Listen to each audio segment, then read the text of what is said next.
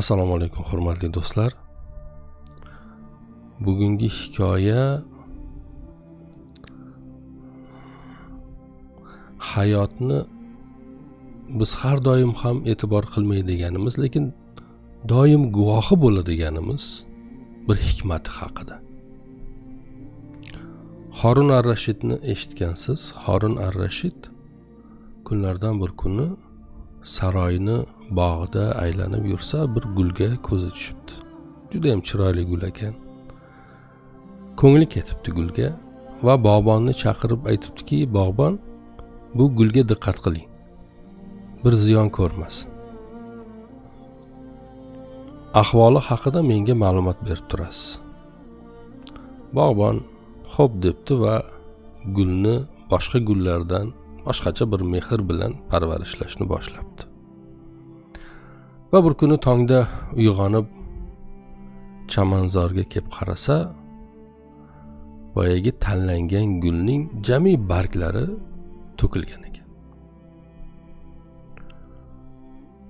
Kim to'kkan bo'lishi mumkin deb diqqat qilib qarasa, bog'da bir bulbul gullar bilan o'ynamoqchi bo'lib, uni barglarini to'kayotgan ekan.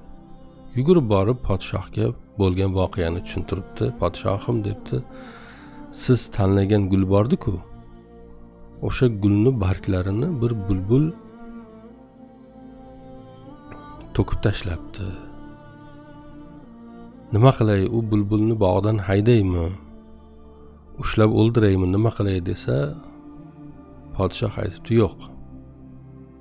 Sen u bulbulni tinch qo'y. Lekin u bulbulni bu qilgan ishini albatta bir javobi bo'ladi bu hayotda. Jazosini oladi yani. Oradan ozgina vaqt o'tgandan keyin bog'bon qarasa, boyagi bulbulni bir ilon tutib yebdi. Bog'bon hayajonidan yana podshohning yoniga yugurib boribdi va aytibdiki, podshohim, boyagi bulbul bor edi-ku, siz sevgan gulni barglarini to'kkan. Ha. O'sha gulni bargini to'kkan bulbulni bir ilon tutib yeganini ko'rdim. Desa, podshoh aytibdiki, shunday. Lekin bu ilonni ham qilgan ishlari havoga uchib ketmaydi. U ham bu qilgan ishi uchun albatta bir kuni javobini beradi debdi. Bog'bon hayron qoldi va ishiga qaytibdi.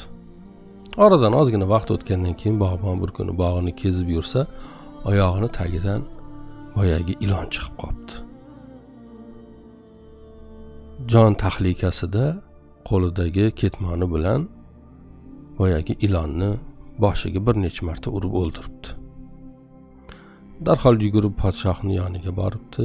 Podshohga aytibdiki, podshohim, boyagi bulbulni yegan ilon bor edi-ku, o'sha ilon oyog'imni tagidan chiqib qoldi. Shu ketmon bilan boshiga 2-3 marta urib o'ldirdim.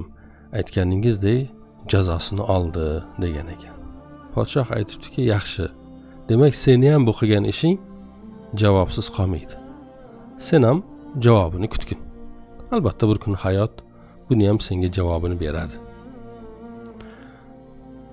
Bog'bon bir qadar ichidan xafa bo'lib podshohning huzuridan chiqibdi, hayotini davom etibdi. Hayotda inson xatolar qiladi. Xullas, bog'bon ham bir xato qilibdi. O'sha xatosi yuzasidan uni podshohning qarshisiga qo'llarini kishanlab olib kelishibdi. Podshoh aytibdiki, bu xatoni qildi, demak buni siz zindonga oting deb uni zindonga otishga buyuribdi. Bog'bon ketarkan podshohga qarab shunday debdi. Podshohim, gulni bargini to'kkan bulbulni qilgan ishi havoga ketmadi. Jazosini ilondan oldi. Ilonni qilgan ishi ham havoga ketmadi. Uni men o'ldirdim, jazosini mendan oldi. Meni ham qilgan ishim havoga ketmadi. Men ham xatolar qildim va jazoimni siz beryapsiz. Adolat bunday davom etarkan, aniqki siz ham bu qilgan ishingiz uchun baribir bir kuni javobini olasiz. Yaxshisi siz meni kechiring. Meni afv etingki, bu zanjir uzilsin. Bu jazolash zanjiri uzilsin. Siz bir yaxshilik qilingki, bu yaxshiligingizni javobi sizga yaxshilik bo'lib kelsin. Hozir siz meni jazolayapsiz. Buni javobi sizga jazo bo'lib kelishi mumkin. Chunki biz ko'rdik. Bulbulni ilon jazoladi, ilonni bog'bon jazoladi. Bog'bon podshohning qarshisiga chiqdi. Podshoh ham uni nima qildi? Zindonga otishni buyurdi. Ya'ni bir jazo tayinladi. Bog'bon buni eslatdi. Siz meni afv eting podshohim ki bu afvingiz, bu menga qilgan yaxshiligingiz sizga ham bir yaxshilik bo'lib qaytib kelsin dedi va podshoh uni kechirdi. Bu qissadan go'zal bir hissa chiqarsa bo'ladi. Hissa shundan iboratki, kimki bu dunyoda nima ish qilsa, ayni shaklda bir javobini oladi. Yomonlikni ustida bo'lsa, yomonlik bilan javobini oladi. Yaxshilikni ustida bo'lsa, yaxshilik bilan javobini oladi. Agar qilgan yomonliklari uchun bu dunyoda hech bir javob kelmayotgan bo'lsa, xursand bo'lmasinki, oxiratda ayanchli ahvolda bir javobi keladi, jazosi keladi. Alloh azza va jalla barchamizni qilgan xatolarimiz uchun tavba qilishimizni kutib turadi. Va biz bu tavbalarni qilishimiz kerak. Bizga berilgan kuch, bizga berilgan davlat, bizga berilgan qudratdan havolanib, odamlar ustida kuchimizni ko'rsatmasdan, bu kuchimizni o'zimizni ichimizdagi yomonliklarga qarshi ishlatsak, nur ustiga alo nur bo'ladi va hayotimiz davomida bizga kimdir ziyon berayotgan bo'lsa, ziyon bergan bo'lsa, yomonlik qilgan bo'lsa, bilmam yomonlikda turlari ko'pda, qaysi birini qilgan bo'lsa ham biz uni bir inson olarak darhol bir javobini berishni, bir jazosini berishni, jazolantirishni istaymiz. İnson olarak birinchi qadamlarimiz, birinchi harakatlarimiz shunday bo'ladi.